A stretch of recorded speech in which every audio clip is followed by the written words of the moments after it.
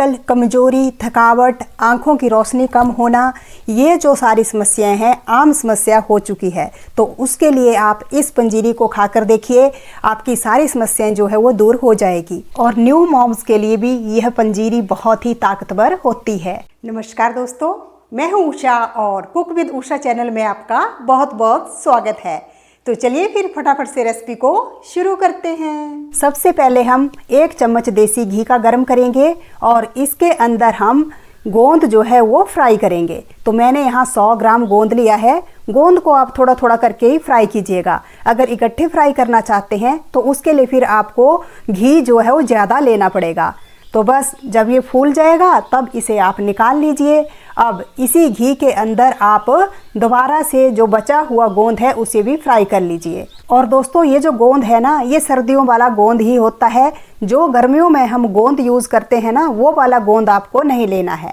तो खरीदते हुए इस बात का ध्यान रखिएगा। अब देखिए, बचे हुए घी के अंदर आपको फ्राई करने हैं मखाने।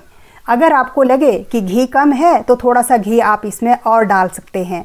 तो मखाने भी मैंने यहाँ 100 से 120 ग्राम लिए हैं। क्वांटिटी मखाने की आप कम ज़्यादा अपने हिसाब से कर सकते हैं।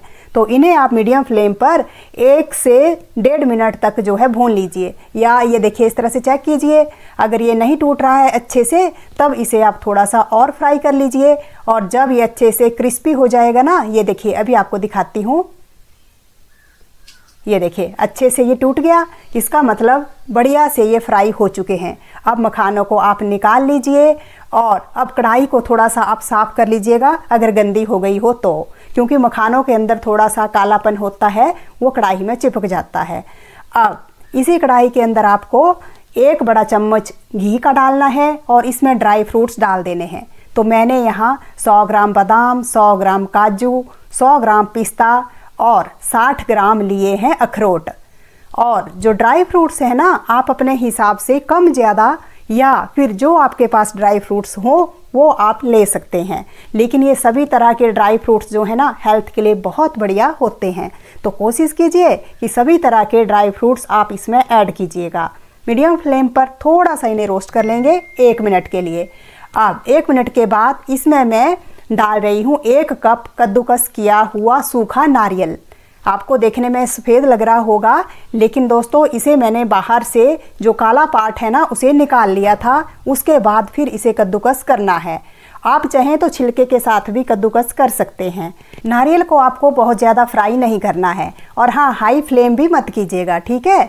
1 मिनट के अंदर अंदर सारे ड्राई फ्रूट्स जो हैं वो रोस्ट हो जाते हैं। अब उसी कढ़ाई के अंदर आप 1 छोटा चम्मच डाल लीजिए देसी घी का। और इसके अंदर आप, अगर आपके पास 4 मग्ज़ हैं तो वो डालिए, लेकिन मैं अलग अलग से बीज डाल रही हूँ, जैसे कि सूरजमुखी के बीज, ये मेलन यानी कि खरबूजे के बीज, और पंपकिन सीड्स यानी कि कद्दू के बीज। साथ में 1 चम्मच हम सौंफ का भी डालेंगे, क्योंकि देखिए सारे जो ड्राई फ्रूट्स हैं गर्म होते हैं, इसलिए तासीर थोड़ी सी बराबर हो जाए तो आप इसमें सौंफ जो है डाल सकते हैं। और सौंफ डालने से क्या है ना, फ्लेवर भी अच्छा आएगा। अब आप इसमें थोड़ी सी किशमिश डाल लीजिए और इसे भी हल्का सा भून लीजिए। बहुत ज़्यादा नहीं भूनना है। ऐसा नहीं कि किशमिश जो है फूलनी चाहिए, नहीं, ऐसा नहीं है। मीडियम लो फ्लेम पर ही इन्हें भूनिएगा। अब ये देखिए, हल्का सा भूनने के बाद इन्हें हम निकाल लेंगे। आधे मिनट के अंदर अंदर ये फ्राई हो चुके हैं। अब उसी बर्तन में 1 बड़ा चम्मच डाल लीजिए देसी घी का और इसमें आप सूजी जो है वो रोस्ट कीजिए। तो 250 ग्राम मैंने यहाँ सूजी ली है। अब इसे आप मीडियम लो फ्लेम पर रोस्ट कीजिएगा, हाई फ्लेम नहीं करनी है। और हाँ, जो सूजी है ना, अच्छे से भूननी चाहिए। ऐसा नहीं कि कच्ची रह जाए और हाई फ्लेम पर आप इन्हें रोस्ट करें। नहीं, हाई फ्लेम भी नहीं करनी है। मीडियम लो फ्लेम पर आराम से सूजी को रोस्ट कीजिए और लगातार चलाते रहिएगा, ठीक है ना।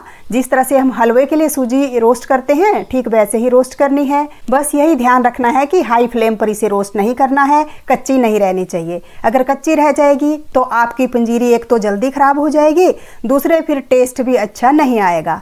तो बढ़िया सा सुनहरा सा देखिए इस तरह का कलर जब हो जाएगा तब आप इसे निकाल लीजिए। और दोस्तों, पंजीरी में मैंने टोटल 250 ग्राम देसी घी यूज किया है। अब जो ड्राई फ्रूट्स हमने रोस्ट किए थे ना, उसमें से मैं थोड़े थोड़े से निकाल रही हूँ। ये गार्निशिंग के काम आएंगे। पंजीरी में अगर थोड़े साबुत देखने को ड्राई फ्रूट्स मिलेंगे ना तो थोड़े अच्छे लगते हैं, वैसे ये ऑप्शनल है। अब हम इन्हें ग्राइंड करेंगे। तो सबसे पहले मैंने गोंद डाला है। गोंद को मैं चॉपर में चॉप कर रही हूँ। आप चाहें तो मिक्सी के जार में भी इन्हें ग्राइंड कर सकते हैं। अब गोंद ग्राइंड करने के बाद इसी के अंदर आप मेलन सीड्स भी ग्राइंड कर लीजिएगा। ये टोटली जार के ऊपर डिपेंड करेगा आपका जार कितना बड़ा है। और हाँ, मैं चॉपर इसलिए यूज़ कर रही हूँ क्योंकि मुझे थोड़े से इन्हें मोटे मोटे ही ग्राइंड करना है। अगर आपको एकदम फाइन ग्राइंड करना है ना तो आप मिक्सी का यूज़ कीजिएगा।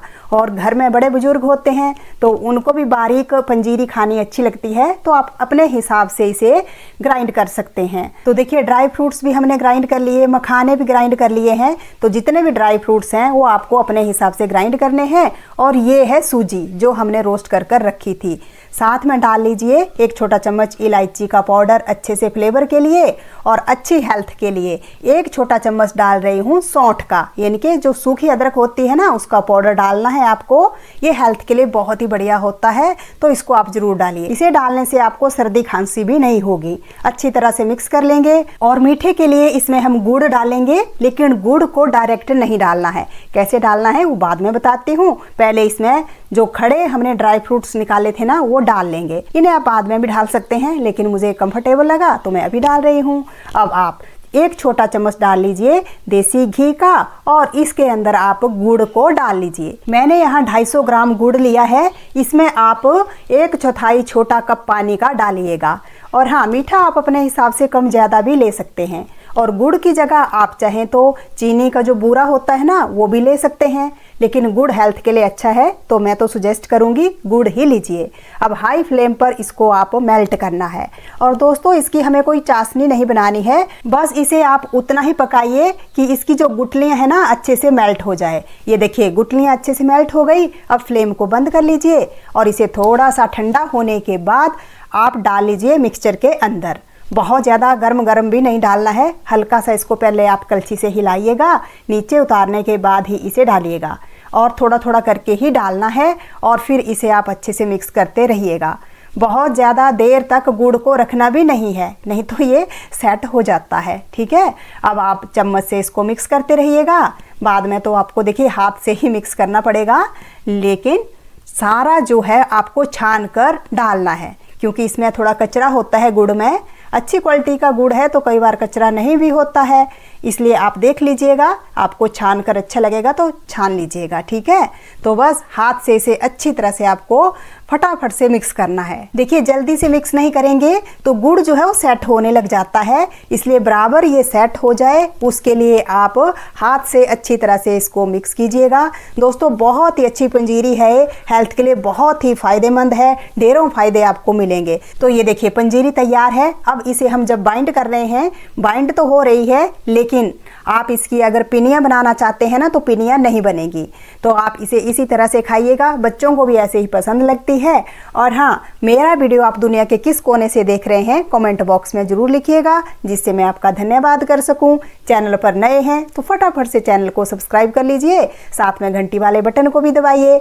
और वीडियो पसंद आया हो तो प्लीज़ वीडियो को लाइक कीजिए और हो सके तो ज़्यादा से ज़्यादा शेयर कीजिएगा। हाँ, पंजीरी को जरूर बनाइएगा, ये बहुत ज़्यादा जरूरी है। तो बस वीडियो देखने के लिए आपका दिल से धन्यवाद।